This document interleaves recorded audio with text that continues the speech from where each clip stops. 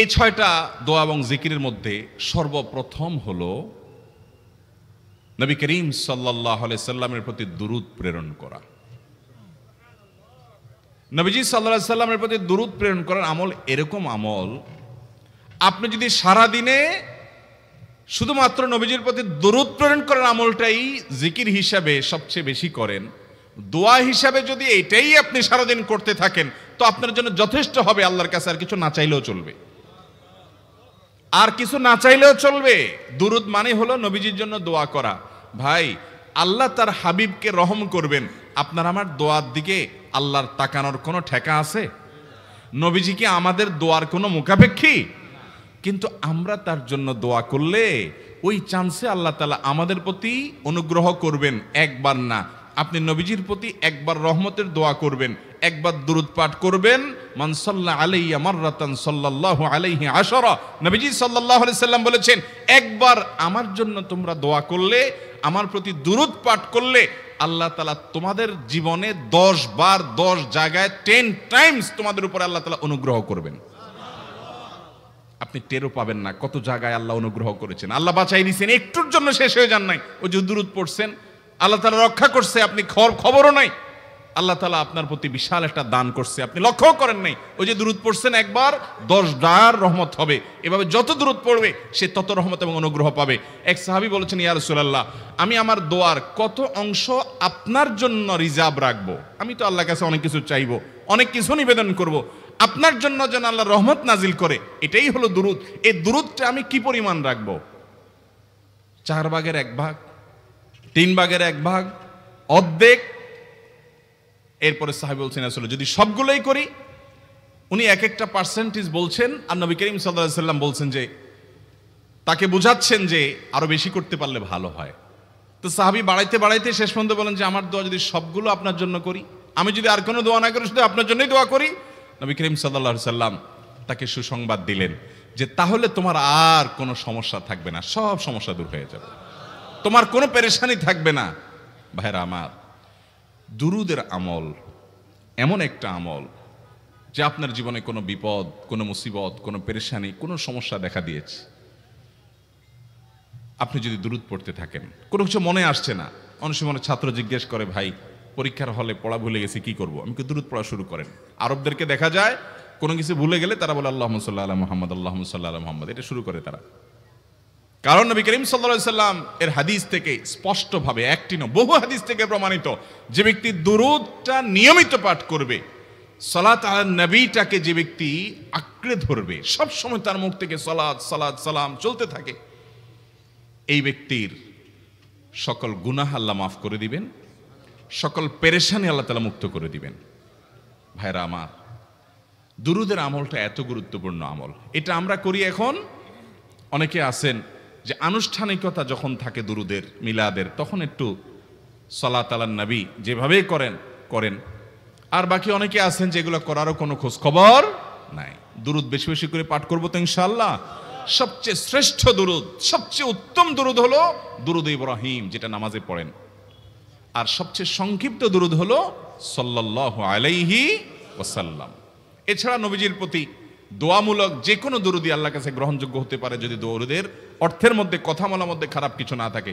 দুরূদের নামে অনেকগুলো দুরূদ প্রচলিত আছে বিভিন্ন বই পুস্তকে, অমুক দুরূদ পড়লে অমুক এত নেকি হয়, বা অমুক দুরূদ পড়লে এতবার পড়লে ওই বিপদ দূর হয়। এগুলো কোনো হাদিস নির্দেশিত না, এগুলো হয়তো কারো তাজরিবা, অভিজ্ঞতা নির্ভর। কিন্তু হাদিস নির্দেশিত দুরূদ হলো দুরূদ ইব্রাহিম, আর সবচেয়ে সংক্ষিপ্ত দুরূদ হলো সাল্লাল্লাহু আলাইহি সাল্লাম। অর্থের ভিতরে যদি খারাপ কিছু, শিরকের কিছু না থাকে, নবীকে আবার আল্লাহর পর্যায়ে পৌঁছানোর মতো গোমরাহি যদি না থাকে দুরূদের অর্থের মধ্যে, তাহলে যে কোনো দুরূদই আপনি আল্লাহর কাছে পেশ করতে পারেন। তাহলে 6টা দোয়া হলো কোরআন হাদিসের শত শত সহস্র দোয়ার নির্যাস এবং খোলাসা। তার 1 নম্বর হলো দুরূদের আমল। করবো না বেশি বেশি ইনশাআল্লাহ? আমার জীবনে বহুবার এমন হয়েছে, বহুবার এমন এমন বিপদ যে দেয়ালে পিঠ ঠেকে গেছে, এখান থেকে উদ্ধারের কোনো পথ আর চোখের সামনে দেখা যাচ্ছে না। আমি এই আমলটি, এর পাশাপাশি ইস্তেগফারের আমল, যেটা 2 নম্বরে বলবো আমি, এই 2টি আমল কন্টিনিউয়াসলি করে গেছি, হরদম প্রতি নিঃশ্বাসে নিঃশ্বাসে, বাস টয়লেটের টাইম বাদে বাকি ফুল টাইম এটা দুরূদ এবং ইস্তেগফার অব্যাহত রাখছি। আল্লাহ তাআলা এমনভাবে অলৌকিকভাবে উদ্ধার করেছেন যে আমার কল্পনায়ও আসে না যে এখান থেকে এভাবে হেল্প হতে পারে। ভাইরা আমার অভিজ্ঞতার 2 পয়সার কোনো মূল্য নাই। আমার অভিজ্ঞতা কি আসলো না আসলো এটাতে কিছু আসা যায় নাই।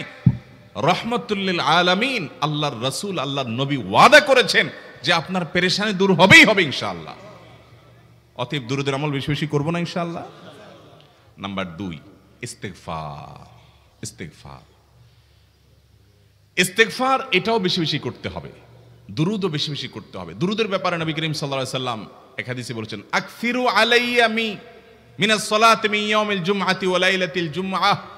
জুমার রাতে আর জুমার দিনে, অর্থাৎ বৃহস্পতিবার দিবাগত রাত আর জুমার দিন শুক্রবার, এই সময়গুলোতে তোমরা আমার প্রতি বেশি বেশি দুরূদ পাঠ করো। এই যে নবীজি বলছেন বেশি বেশি পাঠ করো, তাহলে দুরূদটা বেশি বেশি পাঠ করতে হবে। ঠিক একইভাবে 2 নম্বর যেটা, দ্বিতীয় আমল যেটা ইস্তেগফার, এটাও বেশি বেশি করতে হবে। কারণ ইস্তেগফার সম্পর্কে কোন কোন হাদিসের ভাষ্যের মধ্যে মান লাজিমাল ইস্তেগফার ভাষ্য এসেছে, অর্থাৎ যে ব্যক্তি ইস্তেগফারকে আঁকড়ে ধরবে, এটাকে কন্টিনিউয়াসলি করবে, ইস্তেগফার কখনো ছাড়বে না, সবসময় তার মধ্যে ইস্তেগফার অব্যাহত থাকবে, ওই ব্যক্তিকে আল্লাহ রাব্বুল আলামিন বিভিন্ন পেরেশানি থেকে সারপ্রাইজড হওয়ার মতো এমন এমন পথ বের করে দিবে যে সে চিন্তাও করে নাই। তার পেরেশানি থেকে মুক্তির পথ আল্লাহ তাআলা দেখায় দিবেন। ইস্তেগফার কিভাবে করবেন ভাই? ইস্তেগফার এমন একটা আমল, এটা ছাড়া তো আমাদের উপায় নাই ভাই। ইস্তেগফার আমাদের দুনিয়ার পেরেশানি দূর করবে, আখিরাতের পেরেশানি দূর করবে। দুনিয়ার পেরেশানি আমাদের বিপদ আপদ মুসিবত, এগুলো রিজিকের অনটন অভাব এগুলা, আর আখিরাতের পেরেশানি হলো আমাদের পাপ গুনাহ এগুলা। কোরআনে কারিমে আল্লাহ রাব্বুল আলামিন সূরা নূহের মধ্যে আল্লাহ নবী নূহ আলাইহিস সালাম তার সম্পর্কে বলছেন, ফাকুলতুস্তাগফিরু রাব্বাকুম ইন্নাহু কানা গাফফারা ইউরসিলিস সামাআ আলাইকুম মিদরারা ওয়া ইউমদিদুকুম বিআমওয়ালিন ওয়া বানিন ওয়া ইয়াজআল লাকুম জান্নাতিন ওয়া ইয়াজআল লাকুম আনহারা। তিনি বলেন, আমি বলেছি আমার জাতিকে তোমরা ইস্তেগফার কাছে ইস্তেগফারটা করতে থাকো। রুটি রুজি নাই, চাকরি নাই, ইনকাম নাই, ব্যবসা খারাপ যাচ্ছে, পেরেশানি হচ্ছে, ইস্তেগফার ধরো, কি হবে? ইন্নাহু কানা গাফফারা। যদি ইস্তেগফার করো, 1 নম্বর লাভ হলো আল্লাহ মাফ করে দিবেন গুনাহ। ইউরসিলিস সামাআ আলাইকুম মিদরারা, যাতে ফসল ভালো হয়, রিজিক ভালো হয়, সেই ব্যবস্থা আল্লাহ করবেন। ওয়া ইউমদিদুকুম বিআমওয়ালিন ওয়া বানিন, ছেলে মেয়ে হয় না অথবা ভালো ছেলে মেয়ে নাই, আল্লাহ তাআলা নেক সন্তান দিয়ে তোমাকে শক্তিশালী করবেন, সম্পদ দিয়ে শক্তিশালী করবেন। ওয়া ইয়াজআল লাকুম জান্নাতি ওয়া ইয়াজআল লাকুম আনহারা, আল্লাহ তাআলা প্রসবন দিবেন, ফসল দিবেন, বরকত দিবেন রুজিতে। কিসের মাধ্যমে? ইস্তেগফার। কিসের মাধ্যমে ভাই? ইস্তেগফার। আহা, ইস্তেগফারের আমল আমাদের দেশে মানুষ আমরা জানি না ভাই। এটাও আরবদেরকে আমি দেখেছি সারাক্ষণ তারা অবসর সময়গুলোতে ইস্তেগফার করতে থাকে, আস্তাগফিরুল্লাহ ওয়া আতুবু ইলাইহি, আস্তাগফিরুল্লাহ আস্তাগফিরুল্লাহ। মানে কি? আল্লাহর কাছে আমি ক্ষমা প্রার্থনা করি, আল্লাহর কাছে আমি মাপ চাই, আল্লাহর কাছে আমি তওবা করি, আল্লাহর দিকে আমি ধাবিত হই, আল্লাহর কাছে আমি ফিরে যাই, আস্তাগফিরুল্লাহ আস্তাগফিরুল্লাহ। আপনি বসে আছেন নিরিবিলি, ভাইরা আমার, এখন আর নিরিবিলি বলতে কোনো সময় নাই, এখন আর ফ্রি টাইম নাই, এখন আর আমাদের অবসর টাইম নাই। আস্তাগফিরুল্লাহ কখন বলবো? মোবাইল টিপতে টিপতে টিপতে টিপতে, ফেসবুকের নোটিফিকেশন দেখতে দেখতে দেখতে, লাইক কমেন্ট গুনতে গুনতে আমাদের এখন কোনো ফুরসত নাই। বাহিরে তো নাই, টয়লেটে গেলেও তখন আমাদের ব্যস্ততা মোবাইল নিয়ে, ফেসবুক নিয়ে, ঘুমাইতে গেলেও আমাদের ব্যস্ততা। ও ভাই আমার, অথচ আমার হায়াত শেষ হয়ে যাচ্ছে, আমল নামার শূন্য খালি, ফেসবুক টিপাটিপিতে পরিপূর্ণ। আল্লাহর কাছে কি নিয়ে যাবেন? ইস্তেগফার করবেন তো ইনশাআল্লাহ? অবসর সময় ইস্তেগফার করবেন তো ইনশাআল্লাহ? নিরিবিলি আছেন, একাকী আছেন, ইস্তেগফার চালায় দেন। 10 সেকেন্ড টাইম পাইছেন, ইস্তেগফার শুরু করে দেন। ডাক্তারের কাছে গেছেন, ওয়েটিং এ আছেন, বসে আছেন, ইস্তেগফার করতে থাকেন। সিরিয়াল আছেন কোনো কাজের, ইস্তেগফার করতে থাকেন। ডিউটিতে যাচ্ছেন, গাড়িতে, বাইসাইকেলে, বাইকে, যে কোনো ভাবে পায়ে হেঁটে ইস্তেগফার করতে থাকেন। যে কোনো অবসরের সময়গুলোকে ইস্তেগফার দিয়ে পরিপূর্ণ করে দেন। ভাইরা আমার, ইস্তেগফার সকল সমস্যার সমাধান। ইস্তেগফারের ভিতরে সবচেয়ে শ্রেষ্ঠ ইস্তেগফার হলো সাইয়্যিদুল ইস্তেগফার। সাইয়্যিদুল ইস্তেগফারটা যদি মুখস্থ না পারেন, অন্তত লিখিত ভার্সনটা পড়েন। সাইয়্যিদুল ইস্তেগফারের যে অর্থ, এটার যে মর্ম, বড় হৃদয়গ্রাহী ভাই, বড় মর্মস্পর্শী। ইমানদার এটার অর্থের দিকে তাকায় যদি পড়ে, তো তার অন্তর না গলে পারে না। আল্লাহুম্মা আনতা রব্বি, হে আল্লাহ আপনি আমার রব, আপনি আমার পালনকর্তা লাগেন, আপনার সাথে আমার এই সম্পর্ক, আমি আপনার গোলাম, আপনি আমার রব, এই সম্পর্কটা আপনার সাথে আছে। আল্লাহুম্মা আনতা রব্বি লা ইলাহা ইল্লা আন্ত, ও আল্লাহ আপনি ছাড়া আমার ইবাদত, আমার গোলামি, আমার দাসত্ব, উপাসনার উপযুক্ত আর কেউ নাই। আল্লাহুম্মা আনতা রব্বি লা ইলাহা ইল্লা আন্ত খালাকতানি, আপনি আমাকে সৃষ্টি করেছেন, ওয়া আনা আবদুক, আল্লাহ আমি আপনার গোলাম। দেখেন কিভাবে আল্লাহর সাথে সম্পর্কটার কথা বলা হচ্ছে মুহাব্বতের সাথে। খালাকতানি ওয়া আনা আবদুক, আল্লাহ আপনি আমাকে সৃষ্টি করেছেন আর আমি আপনার গোলাম। ওয়া আনা আলা আহদিকা ওয়া ওয়া'দিকা মাস্তাতা'তু, আল্লাহ আপনার সাথে যে অঙ্গীকার করেছিলাম, আলাস্তু বিরব্বিকুম, আপনি জিজ্ঞেস করেছেন, আলমে আরওয়াহাতে আমরা বলেছি বালা, হ্যাঁ আপনি আমার রব। আপনাকে রব হিসাবে স্বীকৃতি দিয়ে আপনার গোলামি করার যে অঙ্গীকার আমরা করেছি, কালিমাতুশ শাহাদা যে আমরা পাঠ করেছি, এই যে আপনার সাথে কৃত অঙ্গীকার, রব হিসাবে স্বীকৃতি দেওয়ার পর, গোলাম হিসাবে মেনে নেওয়ার পর, আমি আপনার যে গোলামি করার কথা ছিল, ওয়া আনা আলা আহদিকা ওয়া ওয়া'দিকা মাস্তাতা'তু, যতটুকু পারছি আমি সে ওয়াদার উপরে থাকার চেষ্টা করছি আল্লাহ। ওয়া আনা আলা আহদিকা ওয়া ওয়া'দিকা মাস্তাতা'ত আবুউ লাকা বিনি'মাতিকা আলাই, আল্লাহ আমি স্বীকার করি আপনি আমার প্রতি অনেক নিয়ামত দিয়েছেন, অনেক নিয়ামত দিয়েছেন, এটা আমি স্বীকার করি। ওয়া আবুউ লাকা বিযামবি, আর আমি এও স্বীকার করি যে আল্লাহ অনেক অপরাধ, অনেক পাপ আমার দ্বারা হয়ে গেছে। ফাগফিরলি, অতএব আপনি আমাকে মাফ করে দেন। ফাইন্নাহু লা ইয়াগফিরুয যুনুবা ইল্লা আনতা, কারণ আপনি ছাড়া আর কেউ গুনাহ ক্ষমা করতে পারবে। ভাইরা আমার, অর্থের দিকে লক্ষ্য করে করে, মর্মটা বুঝে বুঝে একটু সাইয়্যিদুল ইস্তিগফার পড়েন, লেখা দেখে দেখে পড়েন, ইউটিউব থেকে দেখে দেখে পড়েন, কিন্তু পড়েন।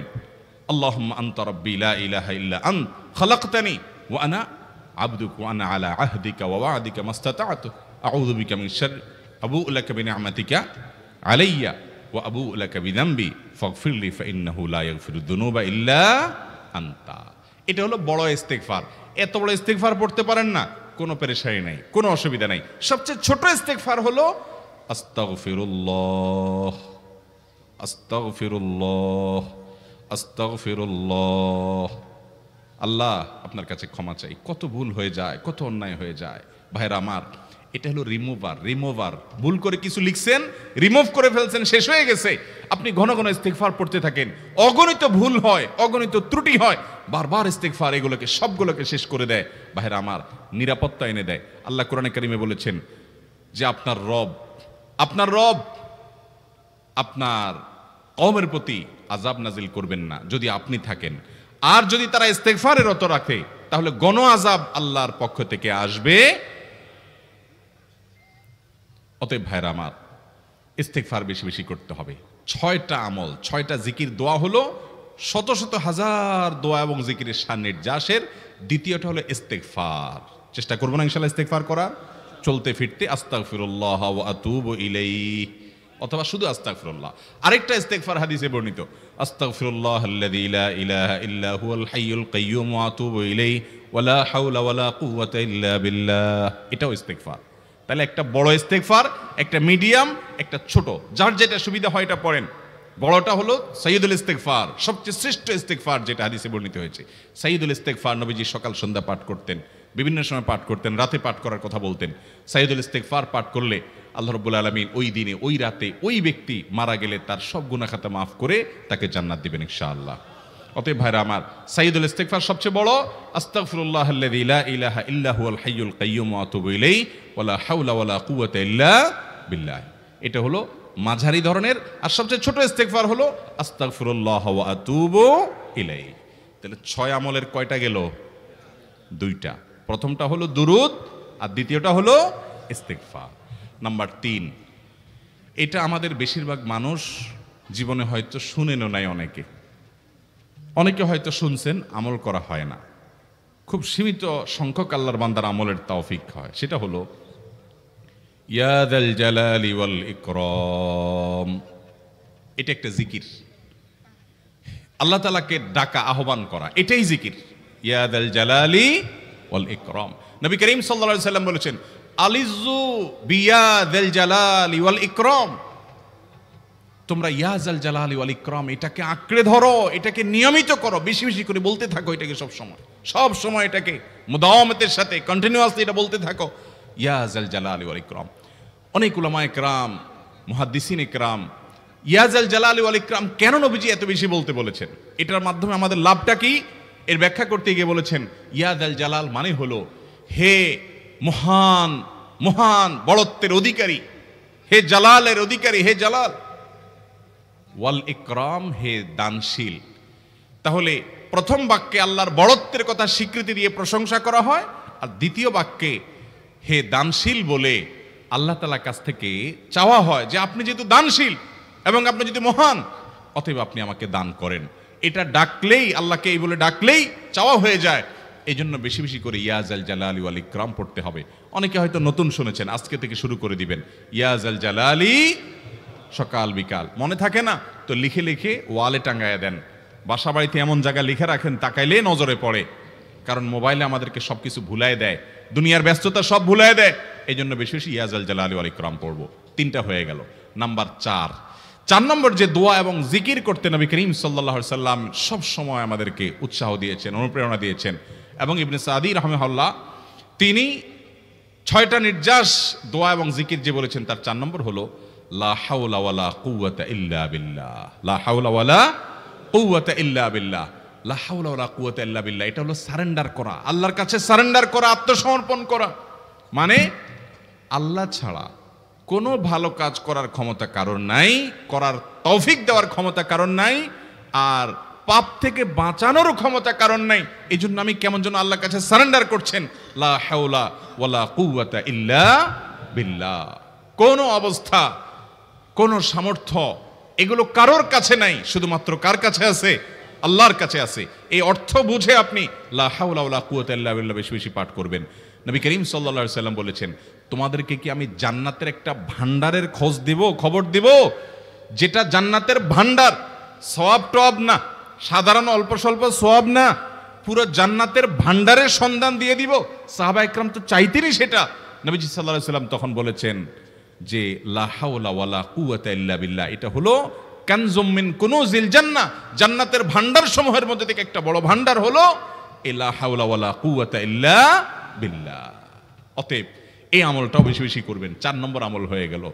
দুরুদের আমল 1, ইস্তিগফারের আমল 2, ইয়াজাল জালালি ওয়াল ইকরাম 3, লা হাওলা ওয়ালা কুওয়াতা ইল্লা বিল্লাহ। কয়টা হলো? 4।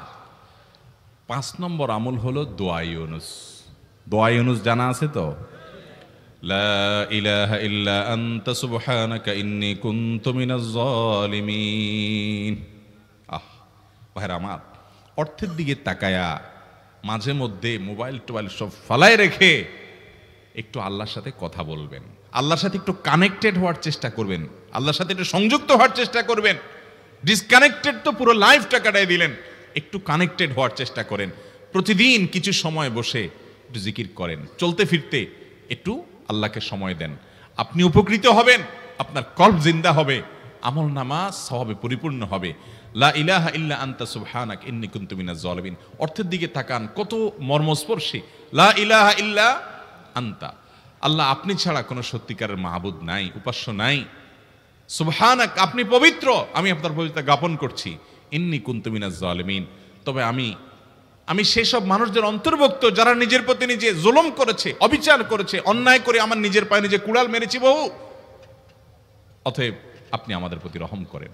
এই দোয়া পাঠ করে আপনারা সবাই জানেন আল্লাহর একজন নবী, তিনি জীবনের সবচেয়ে কঠিন পরিস্থিতির মুখোমুখি হয়ে এমন বিপদে পড়েছেন যে বিপদ থেকে উদ্ধারের কোনো পথ ছিল না। দুনিয়াবী সকল সিস্টেম বলবে যে সমুদ্রে নিক্ষেপিত হয়ে বিশাল বড় সমুদ্রের প্রাণী মাছের পেটে চলে গেলে সে মানুষ আবার বাঁচে কিভাবে? মুহূর্তের ভিতরেই তো মারা যাবে অক্সিজেনের অভাবে। এটাই দুনিয়ার সিস্টেম বলে। আল্লাহ তাআলা অলৌকিকভাবে লৌকিক সিস্টেমের ঊর্ধ্বে রেখে আল্লাহ তাআলা তাকে এই বাক্য পাঠ করার কারণে এর মাধ্যমে আল্লাহ তাকে মুক্তি দান করেছেন। এবং আল্লাহ তাআলা এই ঘটনা কোরআনে উল্লেখ করার পর একটা সুসংবাদ বলছেন আমাদের সবার জন্য, বিরাট বড় আনন্দের সংবাদ। আল্লাহ বলেছেন ওয়াকাযালিকা নুনজিল মুমিনিন। এই বাক্য পাঠ করার পর ইউনুস আলাইহিস সালামকে শুধু রক্ষা করেছেন আল্লাহ তাই নয়, আল্লাহ বলেছেন একইভাবে তাকে যেরকম রক্ষা করেছি, এই বাক্য যদি কেউ পড়ার মতো পড়ে, হক আদায় করে পড়ে, মনের গভীর থেকে পড়ে, মর্ম উপলব্ধি করে পড়ে, নিয়মিত পড়ে, ওয়াকাযালিকা নুনজিল মুমিনিন, ঈমানদারদেরকে আমি রক্ষা করে দেব এভাবে। আরো শুনবেন, আমাদের প্রিয় নবী সাল্লাল্লাহু আলাইহি সাল্লাম বলেছেন, তোমরা আমার ভাই ইউনুস ইবনে মাত্তা যে দোয়া করেছে, ওই দোয়াটাকে তোমরা আঁকড়ে ধরবা, যে কোনো বিপদে আপদে মুসিবতে আল্লাহর কাছে চাইবা। ভাইরা আমার, আমরা বিপদ আপদে পড়লে হুজুরদের কাছে চলে যায় দোয়ার জন্য, অনেকে মাজারে চলে যায়, সেখানে মানত করে, টাকা পয়সা দেয় বিপদ উদ্ধার করার জন্য। কপাল পোড়া জানে না ও কার গোলাম, ও আরশে আজিমের মালিকের গোলাম, তার সাথে ডাইরেক্ট কানেক্টেড হওয়ার সুযোগ আছে, শুধু ইউজ করলেই হয়, সুইচ দিলেই হয়। কপাল পোড়া জানে না, ডানে বামে গিয়ে নিজের আমল বরবাদ করে, ঈমান বরবাদ করে, তাওহীদ নষ্ট করে। ভাইরা আমার, তাহলে যে কোনো সমস্যা ফিল করি অথবা স্বাভাবিক অবস্থাতে দোয়া ইউনুস পাঠ করব, লা ইলাহা ইল্লা আনতা সুবহানাকা ইন্নী কুনতু মিনাজ জালিমিন। ভাইরা আমার, দুনিয়ার মানুষের কাছে আপনি অপরাধী এটা বললে খারাপ লাগে, খারাপ লাগে।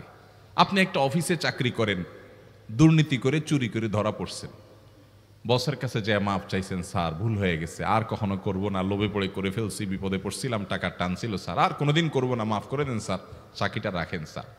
আপনি মাপ চাইলেন, লজ্জিত হলেন, চোখের পানি ফেললেন, পাও ধরে মাপ চাইলেন, ছোট হলেন। এই ছোট হওয়ার পরে আপনার চাকরি যদি টিকেও যায়, বস যদি আপনাকে মাফ করেও দেন, তারপরেও কি আপনার কাছে ভালো লাগবে? না এত বড় একটা অঘটন ঘটলো, ছোট হলেন, সবার সামনে লজ্জিত হলেন, অনুতপ্ত হলেন, ধরা পড়লেন, মাপ চাইতে হলো, এজন্য আপনার খারাপ লাগবে না? কিরকম খারাপ লাগা লাগবে? এত খারাপ লাগা লাগে অনেকে সহ্য করতে পারে না, গুনাহের দিকে চলে যায়, আত্মহত্যা পর্যন্ত করে ফেলে, এই বেইজ্জতি সহ্য করতে পারে না। ঠিক না ভাই? ঠিক। মানুষের কাছে মাপ চাইলে, মানুষের কাছে ছোট হলে মানুষের কষ্ট হয়। অদ্ভুত। আরশে আজিমের মালিকের কাছে সেজদায় পড়ে চোখের পানি ফেলে যদি স্বীকার করেন, ও মালিক, নামাজ পড়ি নাই, বড় জুলুম করেছি, কাবিরা গুনাহ করেছি, ও মালিক, হারাম জিনিস দেখে ফেলেছি, খারাপ জিনিস শুনে ফেলেছি, পাপ করেছি, অপরাধ করেছি মালিক, জাহান্নামের যে বিবরণ হাদিসে আসছে, এটা সহ্য করার ক্ষমতা আমার নাই, আপনি আমাকে মাফ করে দেন। এইভাবে যদি আল্লাহর কাছে একটু চোখের পানি ফেলে দোয়া করেন, একটু দোয়া করে দেখেন, আল্লাহর শপথ করে বলছি, আপনার জীবনে সবচেয়ে আনন্দের মুহূর্ত হবে তখন যেদিন এরকম দোয়া করতে পেরেছেন, চোখের পানি ফেলতে পেরেছেন। দুনিয়ার মানুষের কাছে ছোট হলে মানুষের মনটা সংকীর্ণ হয়, ছোট হয়, মানুষ অপমান বোধ করে, খারাপ লাগে। মালিকের কাছে যদি কেউ মাপ চায়, চোখের পানি ফেলে, ইস্তেগফার করে, ছোট হয়, তাহলে তার অন্তরে আরো আনন্দ অনুভব হয়। সালহাতু সঙ্গে বুদি দিল খরাশ, আজমুদে এক জামানা খাকে বাস। পাথর হয়ে বহুকাল ছিলে ভাই, কিছু কালের জন্য একটু মাটি হওয়া আসো, একটু মাটি হয়ে দেখো। পাথর হয়ে তুমি যতটা আনন্দিত হয়েছো, পুলকিত হয়েছো, পরিতৃপ্ত হয়েছো, আরশে আজিমের মালিকের শপথ করে বলছি, আল্লাহর কাছে মাটি হয়ে, ছোট হয়ে, তুচ্ছ হয়ে, অপমানিত হয়ে, ক্ষমা চেয়ে, ইস্তেগফার করে তুমি যখন লা ইলাহা ইল্লা আনতা সুবহানাকা ইন্নী কুনতু মিনাজ জালিমিন, নিজে পাপ করেছো এটা স্বীকার যখন করবে, তখন আল্লাহ তাআলা শুধু মাফ করবেন না, তোমাকে ঈমানের স্বাদ দিবেন, তুমি সাথে সাথে অন্তরে সেটা অনুভব করবা। ভাইরা আমার, আল্লাহর দিকে ধাবিত হব তো ইনশাআল্লাহ? গুনাহের, পাপের, অপরাধের পথ ছেড়ে আসবো তো ইনশাআল্লাহ? লা ইলাহা ইল্লা আনতা সুবহানাকা ইন্নী কুনতু মিনাজ জালিমিন। কোরআন হাদিসের নির্যাসের 5 নম্বর আমল দোয়া ইউনুস। নবীজি সাল্লাল্লাহু আলাইহি সাল্লাম বলেছেন, আমার ভাই ইউনুস আলাইহিস সালাম, তিনি আল্লাহর কাছে এটা পড়ে যেরকম বিপদ থেকে রক্ষা পেয়ে গেছেন, তোমরা আমার ভাই ইউনুস আলাইহিস সালামের দোয়াটা বেশি বেশি পড়বা, ওইটাকে তোমরা আঁকড়ে ধরবা, তোমাদেরকে আল্লাহ তাআলা উদ্ধার করবেন। আল্লাহ কোরআনে ওয়াদা করেছেন, ওয়াকাযালিকা নুনজিল মুমিনিন, এভাবে আমি ঈমানদারদেরকে রক্ষা করব।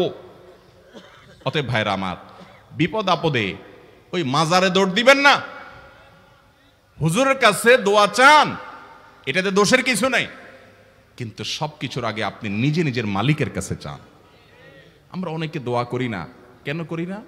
আমরা মনে করি যাই রে, আমি এত গুনাহগার মানুষ, আমার দোয়া কবুল হবে, এই জন্য হুজুরের কাছেই শুধু যায়, যে হুজুর যদি কিছু বলে দেয়। আল্লাহর কাছে ডাইরেক্ট চাইলে যে পাওয়া যাবে এটা অনেক মুসলমান বিশ্বাস করে না, ভালো করে জানে না। ভাইরা আমার, আল্লাহ কোরআনে বলেছেন উদউনি আস্তাজিব লাকুম, তোমরা আমার কাছে দোয়া করো, আমি কবুল করব। ওয়াদা করেছেন আল্লাহ তাআলা। আমার রব কি ওয়াদার খেলাফ করে? আমাদের রব ওয়াদার খেলাফ করে?